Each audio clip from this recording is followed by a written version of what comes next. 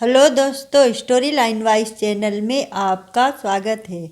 आज की हमारी कहानी है जलील, जो कि संगीता श्रीवास्तव जी द्वारा लिखित कहानी है।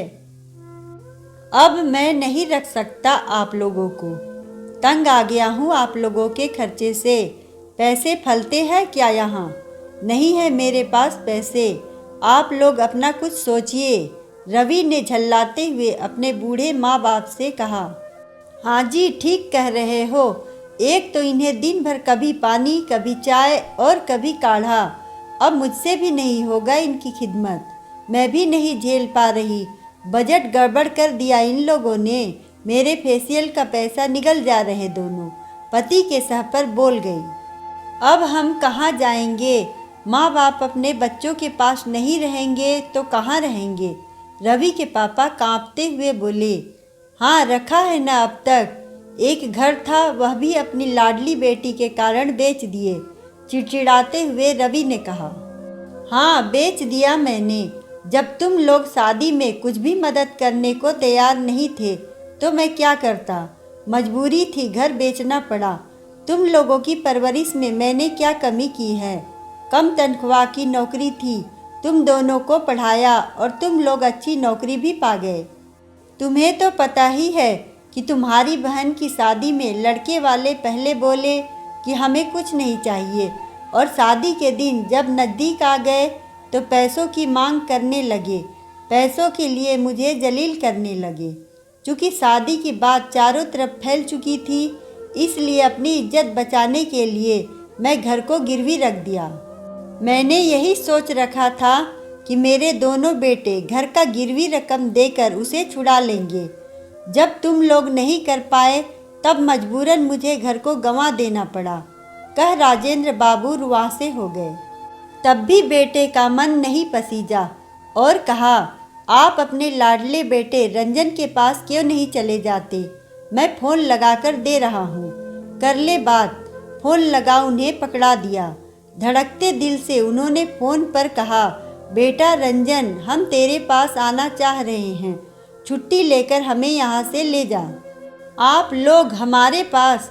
नहीं नहीं, मेरे घर में जगह ही कहाँ है, मैं तो स्वयं किराए के मकान में रहता हूँ। इतना कह उसने फ़ोन काट दिया। इधर बड़ा बेटा रवि भी उल्टी सीधी बातें करने लगा जो उनके हृदय को भेद रहे थे।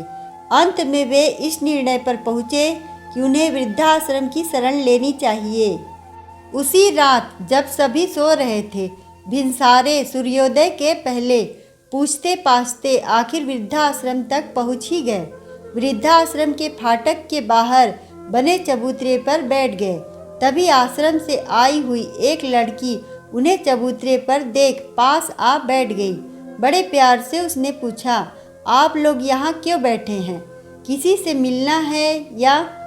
अभी इतना ही बोल पाई थी, तब तक बुजुर्ग पुरुष अपनी कपकपाती आवाज़ में बोले, नहीं बिटिया, मुझे किसी से नहीं मिलना।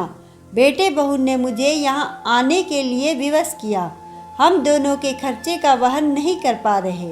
हमेशा हमें ताना देते रहते हैं और जलील करते रहते हैं। संक्षेप में सारी वृतांत कह डाली। इस उम्र में हम क्या कर सकते हैं बिटिया? कहते हुए उनकी आंखें छलक गई और महिला बुजुर्ग सिसकने लगी। क्या हमें इस आश्रम में जगह मिल जाएगी बिटिया?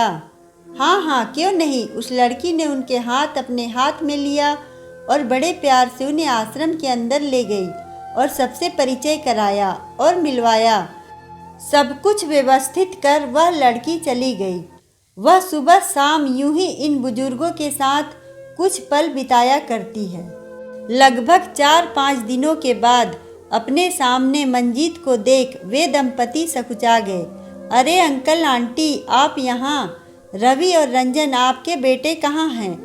आप यहाँ रहने? मैं कुछ समझ नहीं पा रहा।